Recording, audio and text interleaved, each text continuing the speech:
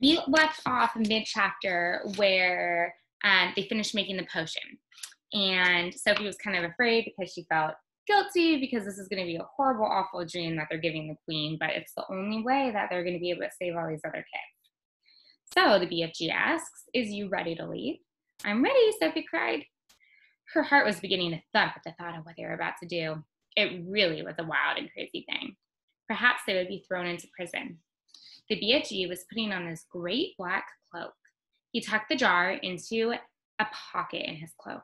He picked up his long trumpet-like dream blower. Then he turned and looked at Sophie, who was still on the tabletop.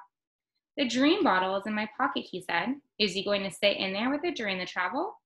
"Never," cried Sophie. "I refuse to sit next to that beastly thing." "Then where is he going to sit?" the BFG asked her. Sophie looked him over for a few minutes. Then she said, "If you would be kind enough to swivel one of your lovely big ears so that it is like lying flat in a dish, that'd make a very cozy place for me to sit." "By gumbo, that is a squawking good idea," the BFG said.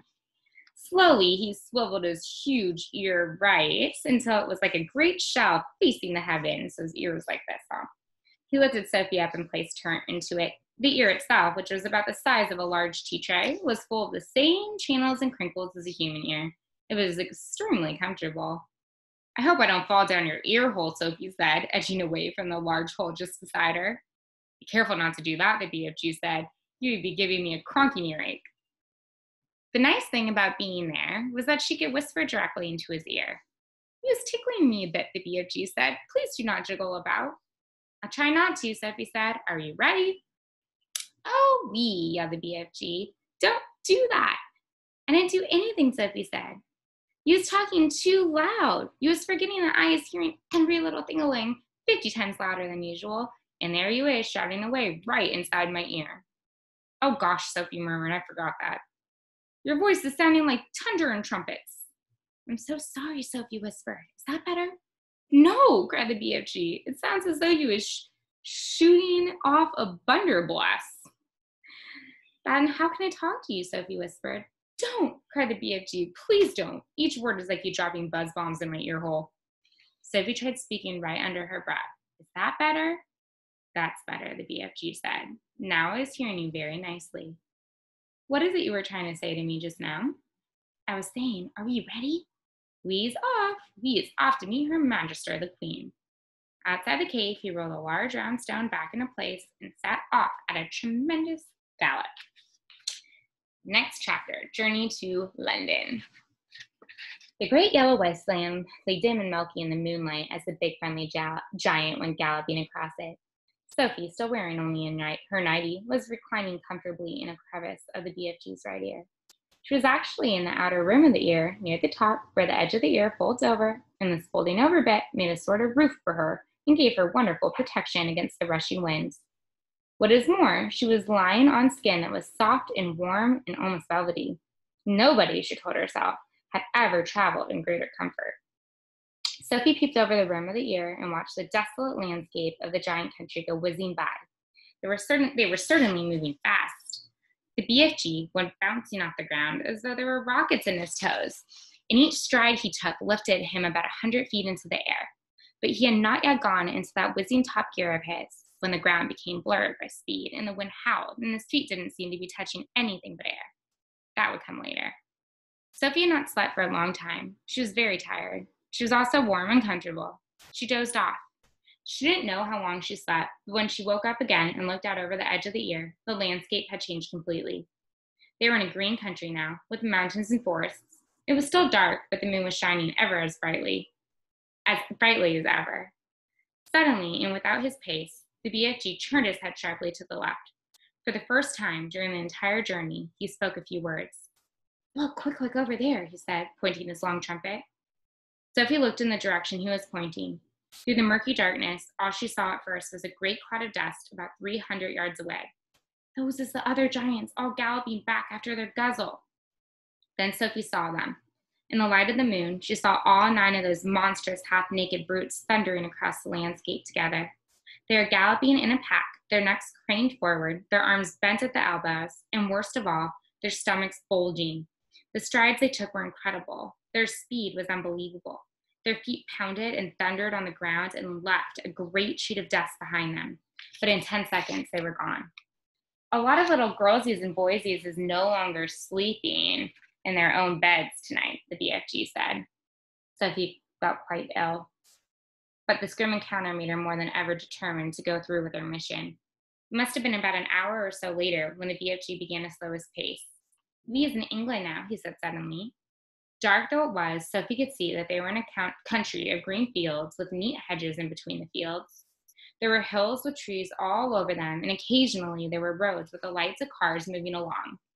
Each time they came to a road, the BFG was over it and away, and no motorist could possibly have seen anything except a quick black shadow flashing overhead.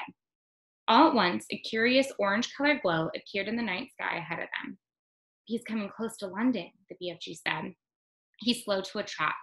He began looking about cautiously. Groups of houses were now appearing on all sides. But there were still no lights in their windows. It was too early for anyone to be getting up yet. "Someone's bound to see us," Sophie said. "Never has he seen me," the BFG said confidently. "He is forgetting that I was doing this sort of thing for years and years and years. No human being is ever catching even the smallest wink of me." "I did," Sophie whispered. "Ah, yes, but you is the very first." During the next half hour, things moved so swiftly and so silently that Sophie, crouching in the giant's ear, was unable to understand exactly what was going on. They were in streets. There were houses everywhere. Sometimes there were shops. There were bright lamps in the streets. There were quite a few people about, and there were cars with lights on. But nobody ever noticed the BFG. It was impossible to understand quite how he did it. There was a kind of magic in his movements. He seemed to melt into the shadows. He would glide. That's the only way to describe his way of moving. He would glide noiselessly from one dark place to another, always moving, always gliding forward through the streets of London, his black cloak blending with the shadows of the night. It was quite possible that one or two late-night wanderers might have thought they saw a tall black shadow skimming swiftly down a murky side street. But even if they had, they would never have believed their own eyes. They would have dismissed it as an illusion and blamed themselves for seeing things that weren't there. Sophie and the BFG came at last to a large place full of trees. There was a road running through it and a lake. There were no people in this place, and the BFG stopped for the first time since they had set out from the cave many hours before. "What's the matter?" Sophie asked. "I was in a bit of a puddle." "You're doing marvelously," Sophie whispered. "No, I isn't," he said. "I is now completely boggled. I is lost." "But why?" "Because we's meant to be in the middle of London, and suddenly we is in green pastures." "Don't be silly," Sophie whispered. "This is the middle of London. It's called Hyde Park. I know exactly where we are." "You was joking." "I'm not. I swear I'm not. We're almost there." "You mean we's nearly at the Queen's Palace?" "Yes, it's just across the road," Sophie whispered. "This is where I take over." "Which way?" the BFG asked. "Straight ahead." The BFG trotted forward through the deserted park. "Now stop." The BFG stopped. "You see that huge roundabout ahead of us just outside the park?" "I see it. That's Hyde Park Corner." Even now, when it was still an hour before dawn, there was quite a lot of traffic moving from Hyde Park. Then Sophie whispered, "In the middle of the roundabout, there is an enormous stone arch with a statue of a horse and a rider on top of it. Can you see that?"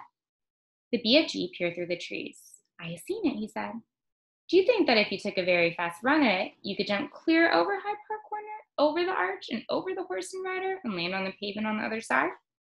"Easy," the BFG said. "You're sure? You're absolutely sure?" "I promise," the BFG said. "Whatever you do, you mustn't land in the middle of Hyde Park Corner." "Don't get so fussed," the BFG said. "To me, that is a snitchy little jump. There's not a thing-ling-ling to it." "Then go," Sophie whispered. Here's some pictures. The BFG broke into a full gallop. He went scorching across the park, and just before he reached the railings that divided it from the street, he took off. It was a gigantic leap. He flew high over Hyde Park Corner and landed as softly as a cat on the pavement on the other side. "Well done," Sophie whispered. "Now quick, over that wall."